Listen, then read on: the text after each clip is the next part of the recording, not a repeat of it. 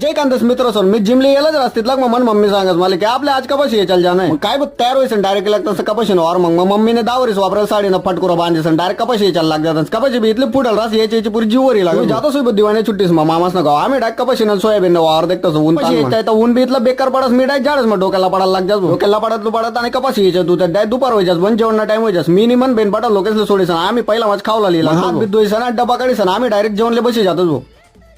तिथलं जेवण तुमले 5 स्टार हॉटेल मा सवाद देवा नाही ना तिथलं जेवण वावर मा सवाद देस कारण वावरनी बाताच अलग राहतो दोन्ही कुकात तट करीसन आणि थोडाफार आराम करीसन आम्ही राहायला वावर वाढायला लाग जातो वावर वाढायचं घर येतात मन बहीण मला सांगस की आजच्या तुटी करते तुमले बटासले एक प्रोटीप आहे कधीच घर वाला चांगली चाय बनायचं ते द्या चहा बनवून उपाधी तुम्हाला मागे लागते भाऊ चहा बनवणं इथलं काय अवघड काम नाही रास पाणी टाक दो चहा टाक दो सागर टाक दो ना उकाय म्हणा दूध टाकते पहिले मम्मीला चहा देणे पडत हो नंतर आई डोकोटाड बनले चहा बी दिसन मी लागत बोट ठरकीन सांग घरी संध्याकाळी बापरे जवाई राजांच्या चड्डी कधी गायब होईल मग मी जवाई राजाला खेळायला लाग जातो भेटू आपण पुढला व्हिडिओ मा